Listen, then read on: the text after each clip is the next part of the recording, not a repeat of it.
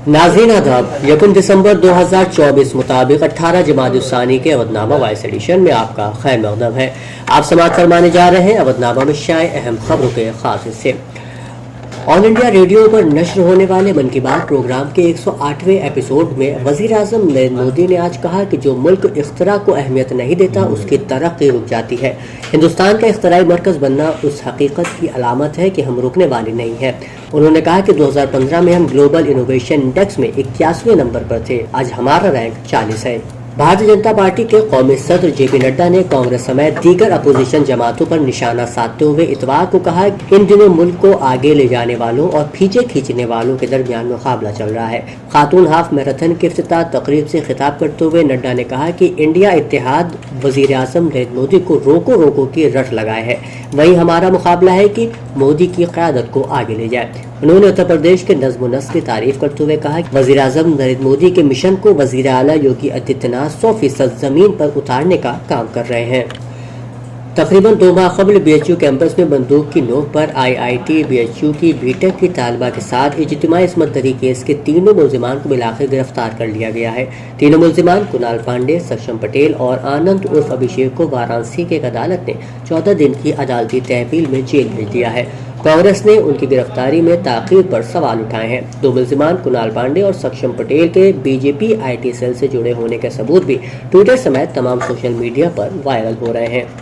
हुकूमत ने जम्मू कश्मीर में गैर कानूनी सरगर्मियों में मुलव्विस एक और तंजीम तहरीक हुर्रियत को गैर कानूनी सरगर्मियों की रोकथाम एक्ट यानी UAPA के तहत गैर कानूनी तंजीम करार दिया है। मरकजी वजीर दाखिला अमित शाह ने इतवार को सोशल मीडिया एक्स पर एक पोस्ट में कहा कि यह तंजीम जम्मू कश्मीर को हिंदुस्तान से अलग करने और इस्लामी हुकूमत कायम करने की ममनुआ सरगर्मियों में मुलव्विस है।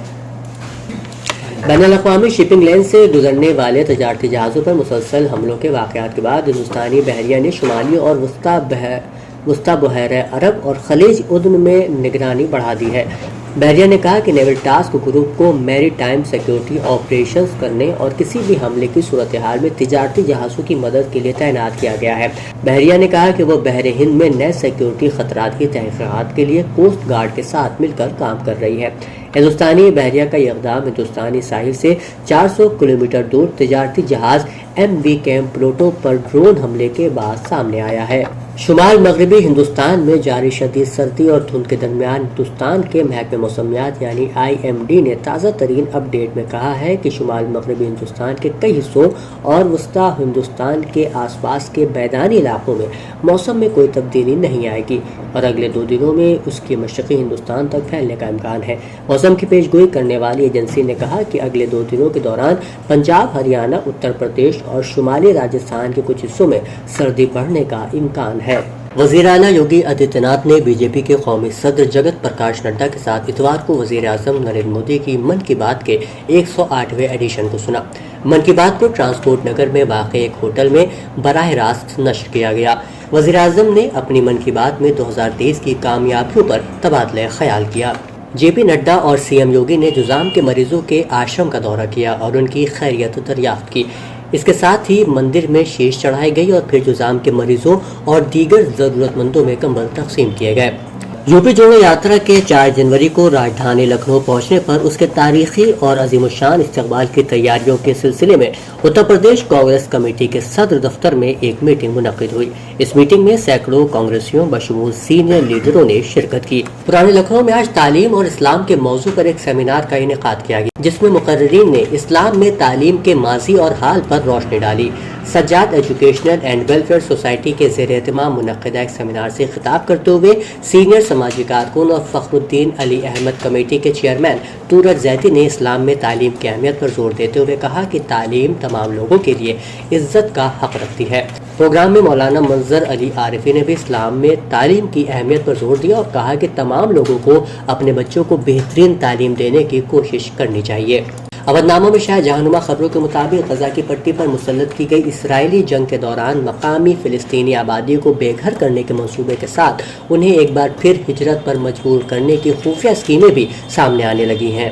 اسی ضمن میں اسرائیلی وزیر خزانہ شدت پسند لیڈر سیموٹریچ نے کہا کہ اسرائیل کو غزہ میں 2 ملین فلسطینی آبادی کسی صورت میں قبول نہیں۔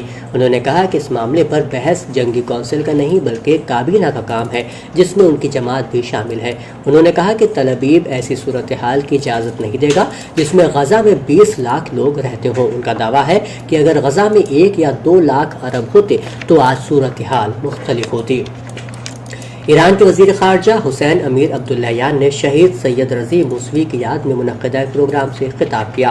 انہوں نے کہا کہ شہید سید رضی موسوی پوری صداقت اور خلوص کے ساتھ دہشت گردی اور صہیونیزم کے خلاف مجاہدت میں مصروف رہے۔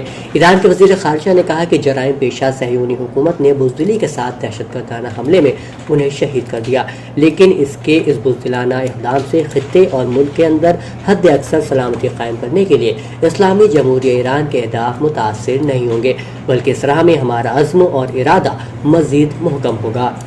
حزب اللہ لبنان کی مرکزی کونسل کے رکن شیخ نبیل قاؤف نے خبردار کیا ہے کہ غیر فوجیوں پر ہر حملے کا فوری اور دندہ شکن جواب دیا جائے گا۔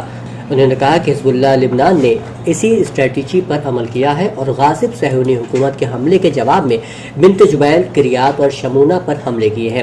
حزب اللہ لبنان کی مرکزی کونسل کے رکن نے دشمن کے لیے آتشی پیغام میں اعلان کیا کہ عام شہریوں پر حملہ ہماری ریڈ لائن ہے، جس کو توڑنے کی کسی کو اجازت نہیں دی جائے گی۔ اودھ نامہ میں شائع مضامین کو مکمل طور پر پڑھنے کے لیے اودھ نامہ کی ویب سائٹ www.awadhnama.com پر وزٹ کریں اور ای پیپر پر کلک کریں۔